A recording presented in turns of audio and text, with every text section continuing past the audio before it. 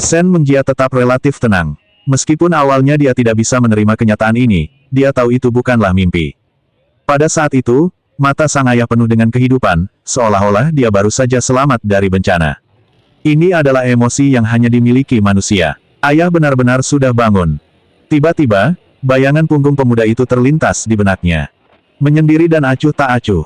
Dia benar-benar menyembuhkannya, bagaimana mungkin? Baru pada saat inilah Shen Mengjia menyadari betapa naifnya dia selama ini. Pria itu tidak berbohong sejak awal. Namun, dia selalu menganggapnya sebagai seorang pembohong. Mereka tidak membelanya ketika dia sangat membutuhkan mereka. Shen Mengjia menutup mulutnya, berusaha menahan diri agar tidak berteriak. Matanya berkaca-kaca, air mata menetes di pipinya dan jatuh ke lantai. Di dalam bangsal, ibu dan ayah Shen sudah berpelukan erat. Haihua, apakah aku bermimpi?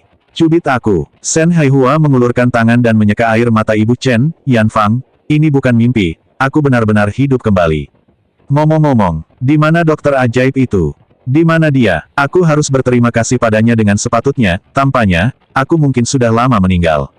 Meskipun Shen Haihua tidak sadarkan diri, dia masih bisa merasakan kehadiran Ye Chen dan menyaksikan seluruh proses penyelamatan yang dilakukan Ye Chen. Ini sebuah mahakarya, ini seperti dewa yang turun ke bumi. Sekalipun kamu tidak berteman dengan orang seperti ini, kamu sama sekali tidak boleh berteman dengan mereka. Jika dia bisa mengendalikan takdirmu, maka dia juga bisa mengendalikan hidup orang lain. Orang-orang seperti itu ditakdirkan untuk selalu berada di atas mereka yang berkuasa. Namun, tak seorang pun menjawab pertanyaan Shen Haihua. Ruangan itu begitu sunyi hingga suara jarum jatuh pun bisa terdengar. Tuan Shen menyadari ada sesuatu yang salah, dan wajahnya langsung berubah muram. Siapa di antara kalian yang bisa memberi saya penjelasan?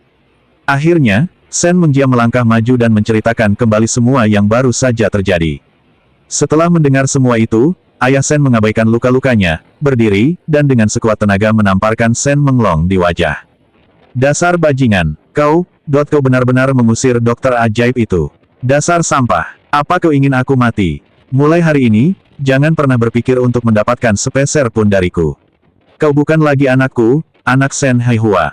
Shen Menglong panik, dia benar-benar panik. Kemarahan ayahnya sungguh di luar kemampuan untuk ditanggungnya. Mobil sportnya, wanita-wanitanya, dan seluruh gaya hidup mewahnya dikendalikan oleh ayahnya. Namun kini, karena kata-kata ayahnya, dia telah kehilangan segalanya. Tidak, ayah, aku tahu aku salah. Shen Haihua mengabaikan putranya dan menatap Dr. Qiu yang sedang menundukkan kepala. Dan kamu, dia menendang Dr. Qiu tepat di badannya. Dasar kalian bajingan sombong, berani-beraninya kalian menghina dokter suci ini seperti ini. Sumpah, jika kita tidak bisa menemukan dokter suci ini, kalian semua akan mati. Shen Haihua benar-benar marah. Meskipun dia terbangun, dia tahu dia tidak akan hidup lebih dari 3 hari. Jika dokter ajaib itu tidak turun tangan, dia pasti sudah meninggal. Yang terpenting saat ini adalah menemukan dokter ajaib itu. Temukan mereka, geledah mereka semua, gulingkan Jiang Cheng. Kecuali Yan Fang, semua dari mereka harus keluar dari keluarga Shen. Jangan kembali sampai kalian menemukan tabib kecil.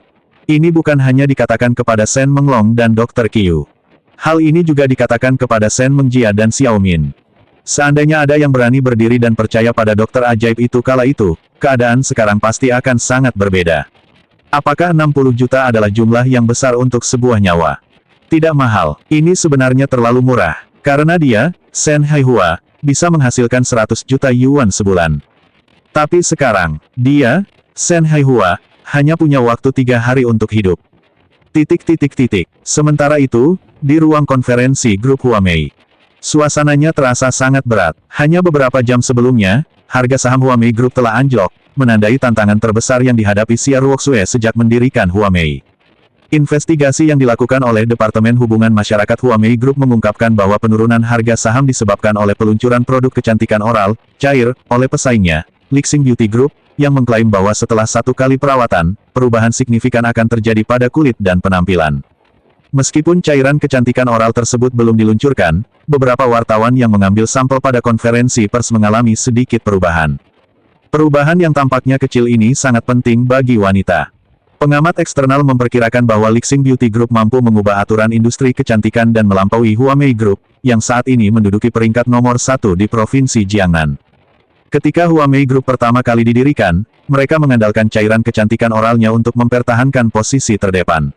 Dalam beberapa tahun terakhir, sumber keuntungan utama mereka juga berasal dari cairan kecantikan oral tersebut. Kini, para pesaingnya di Beijing telah mengembangkan produk yang bahkan lebih ampuh, yang praktis mendorong mereka ke ambang kehancuran. Sun Yi tiba lebih awal dan mempelajari situasi umum di grup WeChat dalam perjalanan. Dia melihat sekeliling dan mendapati bahwa orang-orang yang duduk di sebelah kiri adalah para eksekutif yang jarang muncul, sementara orang-orang di sebelah kanan adalah anggota inti Departemen Litbang Grup Huamei. Kelompok inti ini bukanlah kelompok biasa, beberapa di antaranya adalah profesor dari Capital Medical University, beberapa berasal dari keluarga praktisi pengobatan tradisional Tiongkok, dan beberapa bahkan merupakan tokoh-tokoh besar di bidang kedokteran. Namun saat itu, para ahli semuanya memasang wajah serius, karena mereka tahu betul bahwa begitu Xia Ruoxue tiba di ruang konferensi, merekalah yang pertama kali akan dimintai pertanggungjawaban. Ruang konferensi itu ramai, dan orang-orang terus mencoba mengobrol dengan Sun Yi, tetapi dia sama sekali tidak tertarik. Pikirannya dipenuhi dengan punggung Ye Cheng, dan dia bertanya-tanya apakah Ye Cheng akan kembali malam ini. Tiba-tiba, Sun Yi teringat sesuatu dan mengeluarkan serbet yang diberikan Ye Chen kepadanya dari sakunya. Ada beberapa baris kata yang ditulis miring di atasnya, yang tidak bisa dia mengerti. Kata-kata itu tampaknya tentang ramuan obat. Satu-satunya hal yang bisa dia mengerti adalah 5 karakter besar di bagian atas, pil pelestari awet muda sederhana. Pikiran bahwa Ye Chen mengatakan selembar kertas ini bernilai jutaan membuat dia ingin tertawa. Ye Chen bahkan memintanya untuk membawa makalah itu ke Departemen Litbang, yang membuat wanita itu terdiam. Departemen Litbang penuh dengan ahli medis, jadi mengapa mereka peduli dengan serbet acak ini? Mungkin, Sun Yi akan menjadi bahan olok-olok seluruh grup Huamei. Hah, pria ini baik dalam segala hal, kecuali dia tidak realistis, gumam Sun Yi pada dirinya sendiri. Hei, Sun Yi, kamu sedang memikirkan laki-laki. Kamu terlihat sangat linglung. Tiba-tiba, suara seorang wanita terdengar di telinga Sun Yi, membuatnya terkejut. Sun Yi melirik ke arah sumber suara itu. Ekspresinya langsung berubah tidak senang, karena yang berbicara adalah Suna, Direktur Hubungan Masyarakat dari Huamei Group. Dia sudah lama berada di Huamei dan bergaul baik dengan semua orang kecuali Suna yang ada di depannya. Keduanya bagaikan minyak dan air, selalu bertengkar setiap kali bertemu. Beberapa hari yang lalu, Suna mulai berkencan dengan seorang pengusaha kaya, dan dia terus pamer di depan Sun Yi. Dia bahkan menanyai Sun Yi di depan semua orang di perusahaan tentang mengapa dia tidak berkencan, dan mengatakan hal-hal menjijikkan seperti apakah dia dibiayai oleh seseorang atau bekerja sebagai pelacur. Keduanya bahkan pernah bertengkar.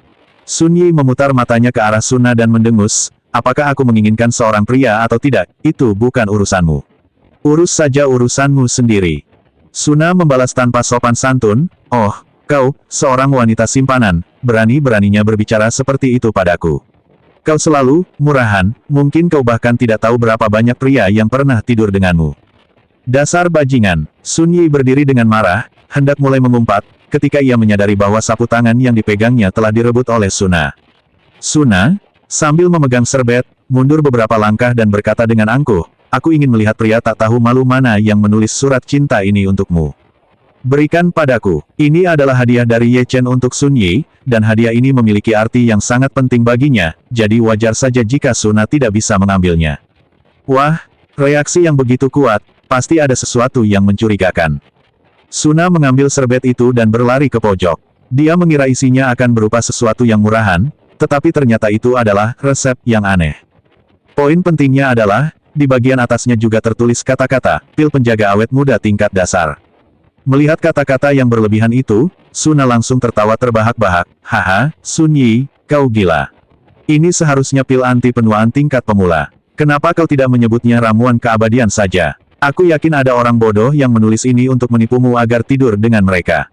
Apa kau benar-benar berpikir ini bisa menyelamatkan perusahaan? Setelah mengatakan itu, Suna melemparkan serbet ke tanah dan menginjaknya dengan keras. Resep untuk pil anti penuaan dasar juga dipatahkan menjadi 2. Mata Sun Yi memerah. Sekalipun benda ini palsu, tetap saja ini satu-satunya hal yang pernah diberikan Ye Chen padanya. Jika Ye Chen diam-diam kembali ke kampung halamannya karena kejadian pagi ini, itu akan menjadi satu-satunya harapannya. Apakah Suna berhak mengejekku? Hak apa yang mereka miliki untuk menghancurkannya? Sun Yi bergegas mendekat dan mendorong Suna hingga jatuh ke tanah. Kemudian, dengan hati-hati ia mengambil kain yang robek itu dan memegangnya di telapak tangannya. Dasar jalang, berani-beraninya kau mendorongku. Mendorongku gara-gara sampah. Suna berdiri dengan marah, hendak bergerak, ketika pintu ruang konferensi tiba-tiba didorong terbuka, dan seluruh dunia seolah terdiam. Mengabaikan segalanya, Suna dengan cepat duduk kembali dan menatap Sun Yi dengan tajam. Kita lihat saja nanti. Meskipun Suna adalah sosok yang tak kenal takut di dalam grup Huamei, dia tidak berani bertindak gegabah saat ini, karena Xia Ruoxue, presiden grup Huamei, telah tiba. Semua orang mendongak ke arah gerbang dan melihat wajah yang sangat cantik. Dengan kulit seputih salju, alis setipis daun willow, pangkal hidung yang mancung, dan mata sejernih kolam air, ia memiliki temperamen yang elegan dan halus. Tatapannya mengandung sedikit rasa dingin dan arogan, seolah-olah ia adalah peri yang berada di atas sana, memandang rendah manusia di dunia. Tak satu pun dari wanita yang hadir, bahkan Sun Yi sekalipun, berani menatap matanya. Rambut panjang lurus Xia Ruoxue terurai hingga pinggangnya, dan dia mengenakan celana kasual berwarna krem yang ketat membalut tubuhnya yang ramping. Kakinya yang panjang dan lurus dibalut sepatu hak tinggi berwarna hitam, membuatnya lebih tinggi daripada 80% pria di ruang konferensi tersebut. Dengan setiap langkah yang diambilnya, sepasang payudara putih di dadanya sedikit bergetar, menjulang tinggi, memikat mata dan membangkitkan fantasi tanpa batas. Tak heran jika dia adalah salah satu dari 3 wanita tercantik di Provinsi Jiangnan. Xia Ruoxue pergi ke kursi paling depan lalu melemparkan sebuah laporan ke atas meja konferensi. Semua orang di sini sangat menyadari tema pertemuan hari ini. Saya ingin tahu mengapa, setelah bertahun-tahun, produk-produk grup Huamei tetap stagnan. Suaranya terdengar dingin luar biasa, yang membuat semua orang merasa tegang. Kemarahan Xia Ruoxue bukan tanpa alasan. 5 tahun lalu, karena tidak puas dengan pernikahan yang diatur oleh orang tuanya, dia meninggalkan keluarga Xia, keluarga terkemuka di Provinsi Jiangnan. Dia bahkan mengabaikan nasihat ibunya dan datang ke Jiangcheng, tempat yang penuh masalah. Saat itu, tidak ada perusahaan yang berani berkembang di Jiangcheng karena keluarga Ye telah musnah. Namun Xia Ruoxue menolak mempercayai hal ini dan secara pribadi membangun kerajaan kecantikan. Dia berusaha menggunakan grup Huamei untuk membuat orang tuanya membatalkan perjodohan itu. Namun kini kerja kerasnya selama 5 tahun akan sia-sia, bagaimana mungkin dia tidak marah? Seluruh ruang konferensi hening, tidak ada seorang pun yang berdiri di dekat laras senjata. Xia Ruoxue melipat tangannya, pandangannya menyapu semua orang sebelum dia berbicara, apakah kalian semua bisu? Atau apakah semua yang terjadi hari ini sepenuhnya menjadi tanggung jawabku, tanggung jawab Xia Ruoxue? Suasana dingin menyelimuti semua orang di ruang konferensi, mereka ingin berdiri tetapi tidak berani berbicara. Saat itu juga, Sun Yi berdiri dan berkata, Presiden, saya memikul tanggung jawab utama atas apa yang terjadi hari ini. Departemen pemasaran tidak bereaksi cukup cepat ketika insiden itu terjadi. Selain itu, penjualan grup Huamei pada kuartal kedua menurun 10% dibandingkan dengan kuartal pertama. Ini semua adalah kelalaian tugas saya. Xia Ruoxue melirik Sun Yi, mengangguk, dan tidak marah. Sun Yi dipromosikan olehnya, dan dia sempurna dalam pekerjaannya maupun karakternya. Dia melirik anggota Departemen R&D yang menundukkan kepala dan mencibir, membiarkan seorang wanita maju dan mengambil tanggung jawab utama. Apakah semua pria di Departemen R&D Anda hanya duduk-duduk saja dan tidak melakukan apa-apa? Selama 3 tahun penuh, Huamei Beauty Oral, Liquid, belum mengalami peningkatan apapun. Apakah Departemen R&D Anda benar-benar berencana untuk terus mengandalkan pencapaian masa lalu hingga akhir?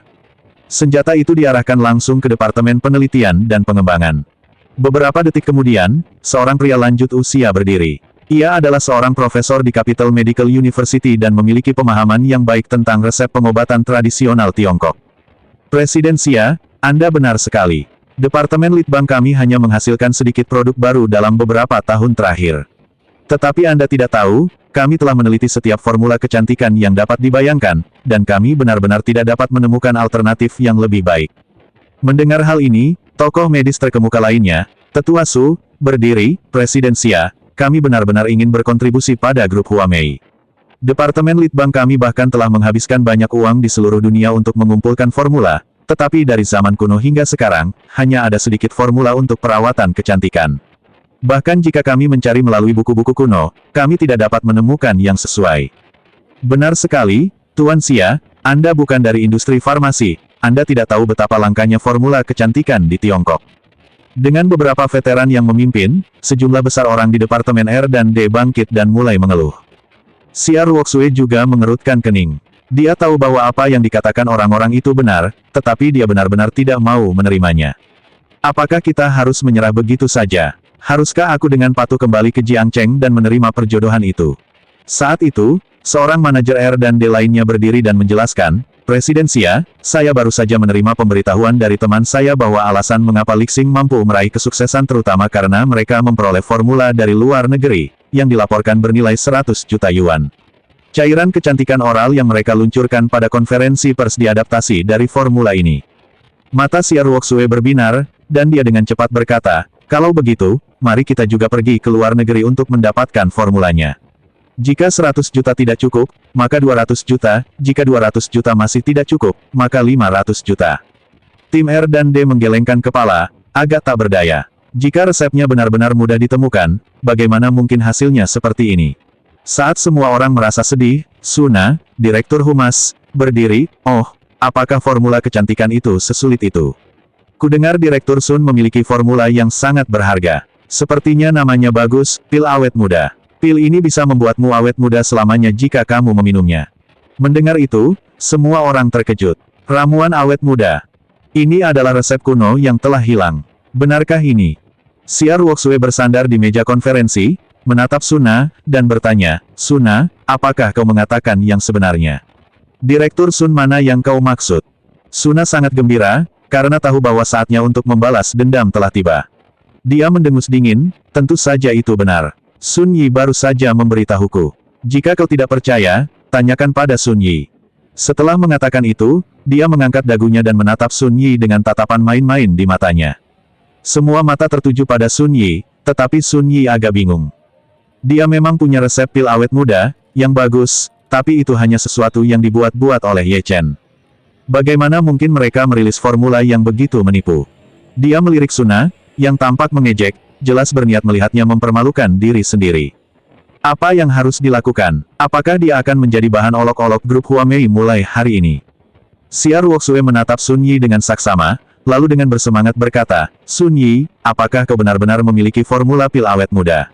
Tunjukkan padaku sekarang juga. Jika benar, aku akan langsung mempromosikanmu menjadi wakil presiden. Ditambah lagi, aku akan memberimu 30% saham perusahaan. Sun Yi terkejut. Dia tidak pernah menyangka CEO itu begitu murah hati.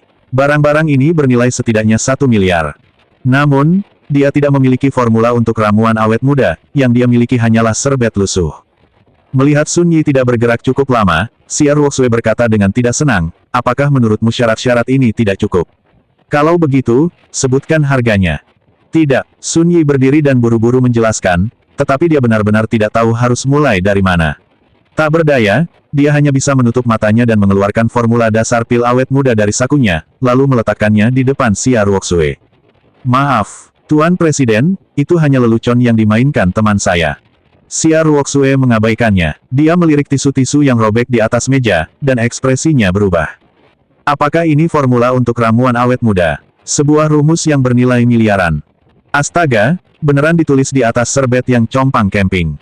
Apakah mereka benar-benar berpikir bahwa dia, sang CEO, itu bodoh? Bukan hanya Xia Ruoxue, tetapi semua orang yang hadir merasa agak marah. Apakah Sun Yi mencoba mengorek luka perusahaan? Atau dia hanya mencoba menipu orang dengan selembar tisu yang compang camping? Tepat ketika Xia Ruoxue akan mengalami serangan, guru pengobatan, Tetua Su, bergegas datang. Dia hanya samar-samar melihat beberapa baris resep itu, dan poin kuncinya adalah resep itu tampaknya benar-benar memiliki efek kecantikan. Mengabaikan reaksi semua orang, Su Tua dengan hati-hati memegang tisu itu dan memeriksanya dengan saksama. Semakin lama ia melihat, wajahnya semakin merah. Kemudian, tangannya gemetar, dan setetes air mata mengalir di wajahnya yang keriput. Beberapa detik kemudian, Su Tua meraung, sama sekali mengabaikan penampilannya, ini benar-benar pil pelestari awet muda. Ini nyata, ya Tuhan, aku tidak percaya pernah melihat harta karun seperti ini seumur hidupku. Aku bisa mati tanpa penyesalan. Karena terlalu gembira, Tuan Su mulai bernapas cepat dan hampir pingsan. Ia dengan hati-hati memegang serbet yang robek itu, berlari ke arah Sun Yi, dan berkata dengan bersemangat, Direktur Sun, dari mana Anda mendapatkan resep ini? Bisakah Anda memberitahu saya? Saya ingin bertemu dengan orang di balik resep ini. Saya mohon, saya akan berlutut dan memohon kepada Anda. Pada saat itu, rasanya seperti bom meledak di otak setiap orang. Lalu, mereka semua terkejut. Benar-benar terkejut. Serbet ini, yang sudah sangat robek hingga tak mungkin lebih compang camping lagi, sampai-sampai tak seorang pun akan mengambilnya jika tergeletak di tanah, sebenarnya berisi formula senilai $1 miliar. Itu 1 miliar, ramuan awet muda. Apakah ramuan seperti itu benar-benar ada di dunia ini? Astaga, ini beneran atau cuma tipuan? Siapa yang akan percaya apa yang terjadi di ruang rapat? Adapun apakah Pak Tuasu akan berbohong, tak seorang pun yang hadir merasa khawatir sama sekali. Karena Bapak Su berasal dari keluarga dokter, dan merupakan tokoh yang sangat dihormati. Tidak mungkin saya akan menjual diri saya demi uang. Mereka tidak akan pernah berlutut untuk menemui seseorang di belakang mereka. Pemandangan ini sungguh menakjubkan, sangat menakjubkan. Sangat mengejutkan sampai aku tak bisa bernapas. Suna bernapas terengah-engah. Dia tidak percaya, wajahnya hampir meringis. Dia terus bergumam, mustahil, benar-benar mustahil. Bagaimana mungkin perempuan jalang itu memiliki formula pil awet muda, pasti palsu. Orang yang paling kebingungan pastinya adalah Sun Yi. Saat ini, dia benar-benar tercengang. Matanya tertuju pada tisu itu, dan mulutnya ternganga, cukup lebar untuk menelan sebutir telur. Apakah ini nyata? Ye Cheng benar-benar memberiku pil awet muda. Bagaimana mungkin? Mata Su Tua dipenuhi semangat saat dia dengan penuh gairah memohon, Direktur Sun, Anda berbicara tentang Ye Cheng, apakah dia yang memberi Anda formula itu? Bisakah Anda membawa saya menemuinya? Saya mohon, saya benar-benar mohon. Setelah mengatakan itu, Su Tua, dengan tulang-tulangnya yang sudah tua, berlutut di depan Sun Yi. Adegan ini benar-benar terjadi, membuat mereka yang tidak percaya terdiam. Bahkan perusahaan medis ternama pun berlutut, bagaimana mungkin ini palsu? Sun Yi kemudian tersadar dan segera membantu Su Tua berdiri, sambil berkata, Su Tua, tolong jangan lakukan ini, aku tidak bisa menerimanya. Su Tua mengangkat kepalanya, suaranya bergetar, dan bertanya, apakah Anda bersedia mengantar saya menemui Tuan Ye?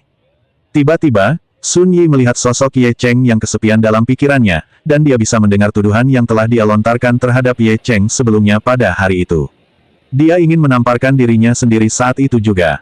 Ternyata, yang konyol bukanlah Ye Chen, melainkan dirinya sendiri. Mengapa dia tidak mempercayainya saat itu? Tapi mengapa Ye Chen menukarkan sesuatu yang begitu berharga dengan 3.000 yuan?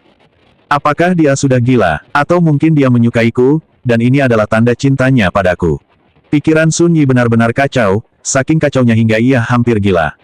Xia Ruoxue tersadar dari keterkejutannya, terbatuk ringan, dan bertanya, Tetua Su, apakah Anda benar-benar yakin formula ini akan berhasil? Pak Su buru-buru berkata, Presiden, saya berani bertaruh nyawa saya bahwa ini pasti akan berhasil. Dan formula ini 100 kali lebih baik daripada produk dari Lixing Beauty Group. Namun, Xia Ruoxue paling takut dengan perubahan nada bicara seperti ini, dan berkata dengan dingin, ucapkan semuanya sekaligus. Su Tua melanjutkan, namun, formulanya tampaknya telah rusak, salah satu, obatnya, tidak jelas. Ekspresi Xia Ruoxue berubah drastis, dan dia langsung bertanya kepada Sun Yi, Direktur Sun, sebenarnya apa yang terjadi? Tepat ketika Sun Yi hendak berbicara, seorang pria parubaya melangkah maju, menunjuk ke arah Suna, dan berkata, Presiden, saya tahu tentang ini. Sebelum Anda tiba, Direktur Su dari Departemen Hubungan Masyarakat merebut formula itu dari Direktur Sun dan bahkan menginjak-injaknya. Jika Anda tidak tiba tepat waktu, formula ini mungkin sudah hancur. Mendengar itu, semua orang menatap Suna. Mata semua orang dipenuhi dengan semangat dan kemarahan. Ini adalah rumus yang bisa menentukan hidup atau matinya seluruh perusahaan. Bagaimana bisa wanita ini menginjaknya? Apakah dia sedang mencari kematian? Tatapan Xia Ruoxue menjadi sedingin es. Ia ingin melampiaskan amarahnya, tetapi ia dengan paksa menahan amarahnya dan berkata langsung, Suna, tahukah kau bahwa kau hampir menghancurkan grup Huamei kita? Baiklah, mulai sekarang, kau bukan lagi direktur grup Huamei. Keluar dari ruang konferensi sekarang juga. Selain itu, jika terjadi kesalahan dengan resep ini, saya jamin kelompok tersebut akan mengajukan tuntutan pidana terhadap Anda. Sebaiknya kamu berdoa semoga resep ini baik-baik saja. Setelah mengatakan itu, Xia Ruoxue berbalik dan pergi. Melihat Presiden pergi, Su Tua dan beberapa orang dari Departemen Litbang tidak bisa menahan diri lagi. Wanita ini telah merusak harta karun Tiongkok. Mereka yang merasa benar segera menghampiri dan menamparkan Suna di wajahnya. Dasar jalang, lihat apa yang telah kau lakukan. Su Tua, meskipun usianya sudah lanjut, sangat marah dan suaranya bergetar saat dia mengumpat. Jadi kaulah pelakunya, wanita berbisa. Beraninya kau menghancurkan harta karun ini. Tahukah kau apa artinya jika benda ini rusak? Anakku yang tidak berguna itu kebetulan bekerja di Kementerian Kebudayaan. Tunggu saja. Dalam sekejap, Suna diserang oleh kerumunan, dan seluruh ruang konferensi diliputi kekacauan. Jam 10 malam. Kali ini, Sun Yi tidak mengemudi, sebaliknya, dia berjalan kaki kembali ke apartemen Dadu. Dia membiarkan angin dingin menerpa wajahnya, mencoba menjernihkan pikirannya. Peristiwa hari itu benar-benar membuat hatinya berdebar kencang. Dia, yang selalu memandang rendah laki-laki, dengan santai memberinya resep senilai $1 miliar. Pagi itu, Ye Chen mengatakan bahwa, resep ini dapat mendukung perusahaan yang terdaftar di bursa saham. Saat itu, dia mencemooh, menganggap Ye Chen hanya seorang pembual dan konyol. Namun, jika mengingat kembali sekarang, saya menyadari betapa konyolnya saya saat itu. Ye Chen, apakah kau sengaja mencoba mempermalukanku? Mengapa kau memberiku sesuatu yang begitu berharga? Mengapa kau tidak memberitahuku bahwa itu asli? Sun Yi tiba di depan pintu apartemen, mengeluarkan kuncinya, tetapi tidak berani membuka pintu. Dia takut membuka pintu, takut Ye Chen tidak ada di baliknya. Karena Suna menginjak resep tersebut, satu bahan hilang. Tentu saja, kelompok itu tidak bisa menggunakannya sembarangan. Karena itu, Xia Ruoxue telah memberi perintah padanya untuk menemukan orang di balik resep tersebut. Berapapun biayanya, menemukan Ye Chen akan menjadikannya kontributor terbesar bagi grup Huamei. Namun jika dia tidak dapat menemukan Ye Chen, dia akan menjadi pendosa terbesar di grup Huamei. Kunci dimasukkan, dan pintu pun terbuka. Lampu di dalam redup, dan tempat itu kosong. Dia tidak kembali. Pada saat itu, Sun Yi tak bisa lagi menahan diri, dan semua keluhan serta penyesalannya meluap seperti gelombang pasang. Dia berjongkok di tanah, memeluk lututnya, dan menangis terseduh-seduh. Kenapa? Kenapa kau melakukan ini padaku? Maafkan aku, Ye Chen, bukankah cukup aku meminta maaf padamu? Mengapa kau pergi? Mengapa kau tidak kembali? Aku salah, aku sangat salah. Ye Chen, jika kau bersedia kembali, aku akan melakukan apapun yang kau inginkan. Kau bahkan bisa tinggal di sini seumur hidupmu. Tidak bisakah kau kembali saja? Isak tangis Sun Yi semakin keras, dia ingin meluapkan semua yang terjadi hari itu. Tepat ketika dia merasa paling tak berdaya, sebuah suara malas terdengar dari belakangnya, "Hei, apa yang dilakukan wanita cantik sepertimu menangis di dekat pintu? Siapa yang menindasmu? Apakah kamu butuh pelukan hangat dari seorang pria?" Begitu mendengar suara yang familiar itu, air mata Sun Yi langsung berhenti. Dia tiba-tiba berbalik. Dia mendapati Ye Chen berdiri tepat di belakangnya, dengan senyum nakal di wajahnya. Dia tak bisa menahan diri lagi, berdiri, dan membuka tangannya untuk memeluk Ye Chen erat-erat. "Dasar orang jahat, kenapa kau menindasku?" Pada saat itu, Ye Chen terkejut. Dia baru saja kembali, bagaimana mungkin dia punya waktu untuk menindasnya? Masalahnya adalah, mengapa kamu menangis di depan pintu di tengah malam? Dia hampir mengira tempat itu berhantu. Sebelum Ye Chen sempat berpikir lebih jauh, dia merasakan firasat aneh saat itu. Dia merasakan sesuatu yang lembut menyentuh dadanya. Bentuknya besar dan lembut, seperti dua roti kukus yang baru dipanggang dan ditempelkan ke dadaku. Intinya adalah dia hanya mengenakan kaos, dan kaos itu sangat tipis. Perasaan ini seperti dua orang yang berpelukan tanpa mengenakan pakaian, sangat nyata. Meskipun dia tahu Sun Yi memiliki sosok yang sangat seksi, setelah mengalaminya sendiri, dia menyadari bahwa dia telah meremehkannya. Kau baru saja mengatakan bahwa jika aku kembali, kau akan melakukan apapun untukku hari ini. Apakah itu masih berlaku? Ye Chen menelan ludah dengan susah payah, tubuhnya terasa sedikit panas. Sun Yi masih linglung, tetapi dia segera merasakan sesuatu yang panas menekan tubuhnya dari bawah.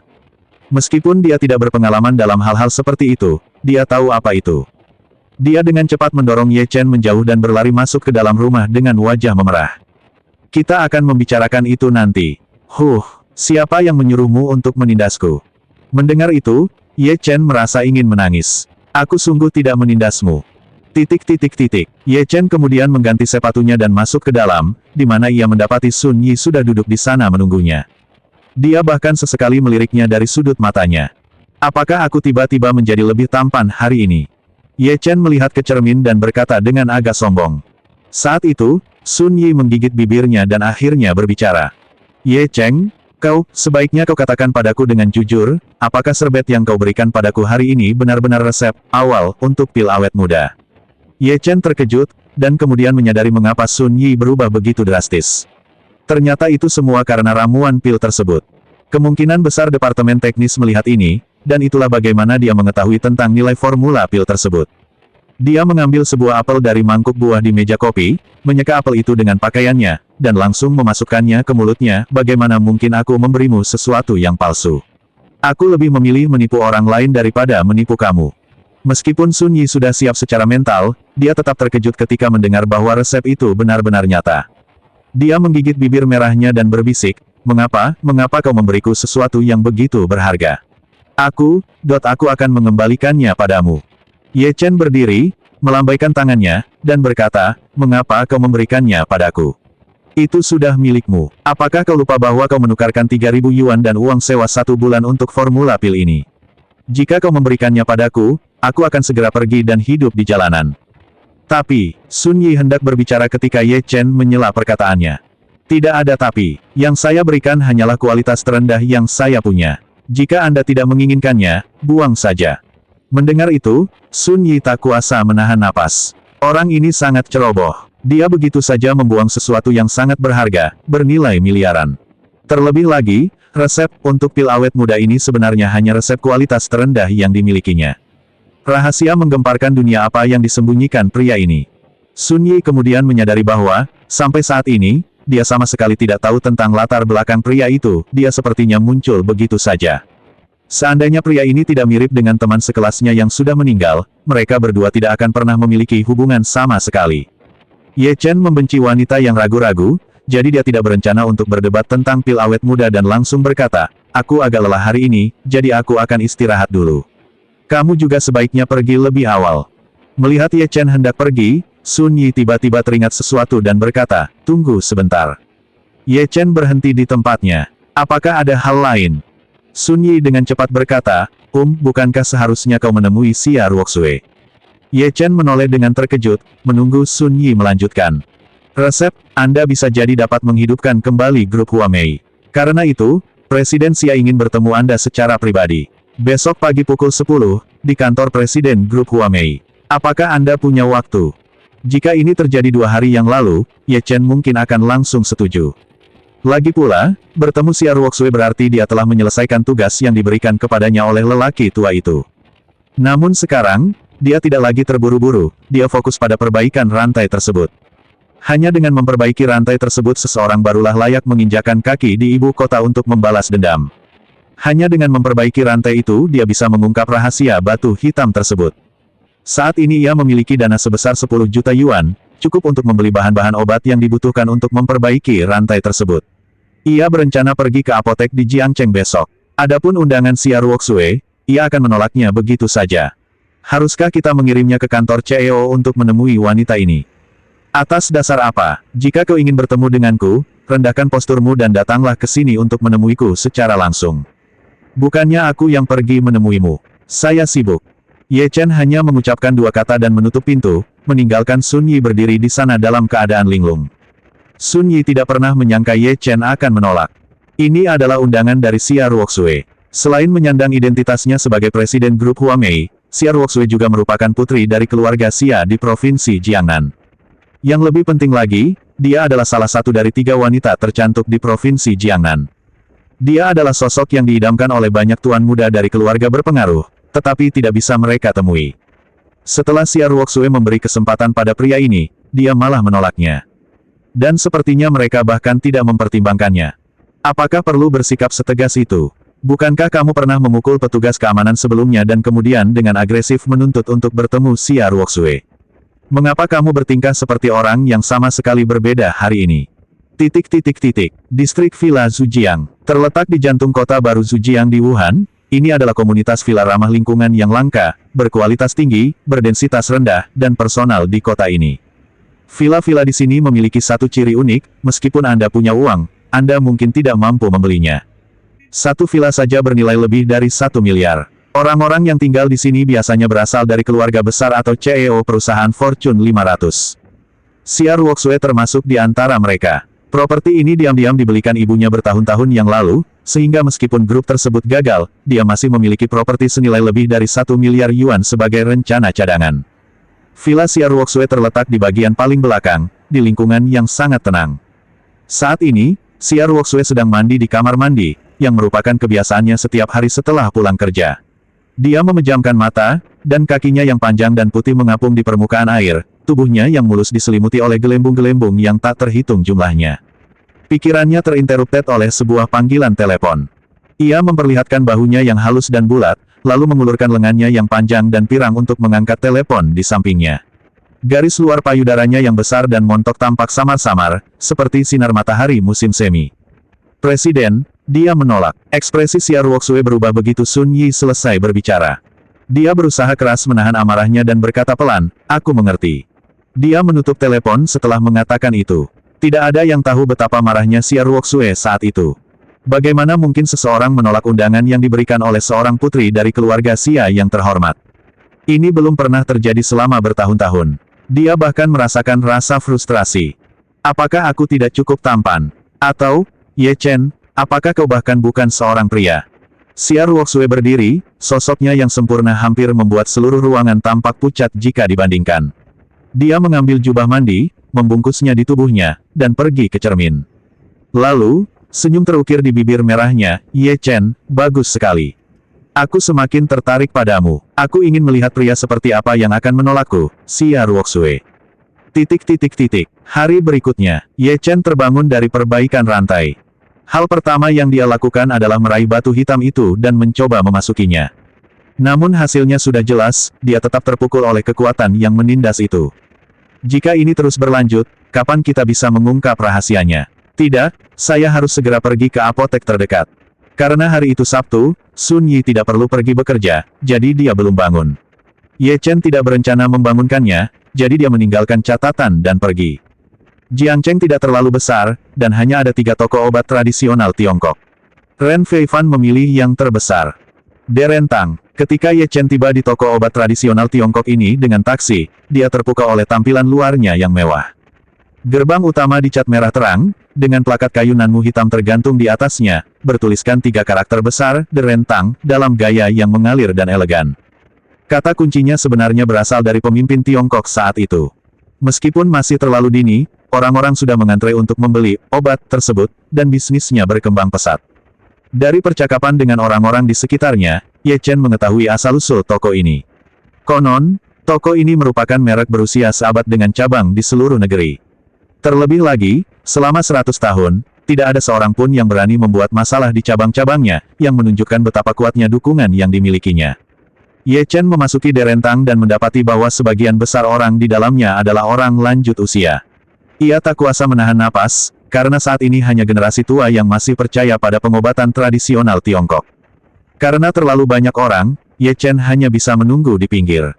Karena bosan, ia memperhatikan sebuah lukisan kuno di dinding.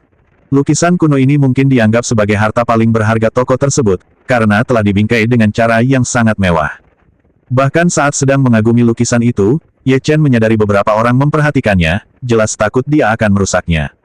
Ye Chen meliriknya beberapa kali, lalu menggelengkan kepalanya tanpa daya. Dia yakin itu adalah lukisan palsu.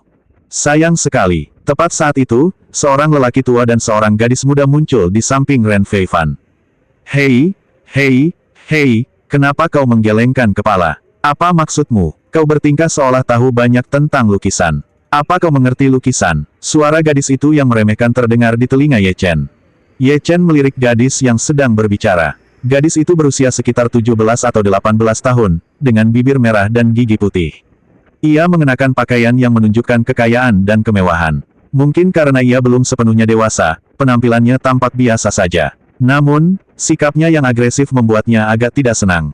Namun, dia berada di sana untuk membeli obat, jadi wajar saja dia tidak akan berdebat dengan gadis seperti itu. Dia hanya berjalan ke sisi lain. Apa aku menyuruhmu pergi? Apa maksudmu barusan? Melihat pakaianmu yang murahan, kau mungkin bahkan tidak pantas menyentuh barang-barang seperti ini seumur hidupmu. Gadis itu berbicara dengan dagu seputih salju terangkat tinggi, wajahnya penuh dengan rasa jijik dan penghinaan, seolah-olah keberadaan Ye Chen telah menodai lukisan itu. Oh, kata Ye Chen dengan santai, lalu bersiap untuk pergi. Sebaiknya hindari wanita tipe ini, dia praktis seperti wanita cerewet. Melihat sikap Ren Feifan, kemarahan gadis itu semakin memuncak. Tepat ketika dia hendak meraih Ye Chen, lelaki tua di sampingnya angkat bicara. Zixuan, jangan kasar. Gadis itu langsung terdiam, cemberut dan menatap Ye Chen dengan tajam. Pria tua itu mengenakan setelan tang, berambut abu-abu, dan memegang tongkat. Ia tampak sangat terpelajar. Ia melirik Ye Chen dan meminta maaf. Anak muda, saya benar-benar minta maaf. Cucu perempuan saya memiliki temperamen seperti ini. Orang tuanya terlalu memanjakannya ketika ia masih kecil. Mohon maafkan dia. Ye Chen mengangguk, tidak ingin membuang waktu mengobrol dengan lelaki tua dan pemuda itu, dan bersiap untuk bergabung dalam antrean. Melihat kakeknya begitu sopan kepada anak laki-laki itu, gadis itu menjadi semakin tidak senang, karena kakeknya malah mengkritiknya. Kakek, apa yang kakek bicarakan dengan orang desa ini? Dia tidak tahu apa-apa. Lihat matanya yang licik, dia mungkin di sini untuk mencuri sesuatu. Melihat kekurang ajaran cucunya, lelaki tua itu terbatuk, dan suara gadis itu langsung melunak. Kemudian, lelaki tua itu memanggil Ye Chen kembali, bertanya dengan rasa ingin tahu. Anak muda, saya perhatikan kau tampak cukup kecewa dengan lukisan ini. Mengapa demikian? Apakah karena tekniknya kurang? Atau konsep artistiknya? Atau mungkin? Sebelum lelaki tua itu selesai berbicara, suara Ye Chen yang acuh tak acuh terdengar, lukisan ini palsu. Saat kata-kata itu terucap, suasana di seluruh aula berubah. Wajah keriput lelaki tua itu berkedut, dan gadis itu menatap Ye Chen di depannya dengan mata terbelalak, seolah-olah dia melihat hantu.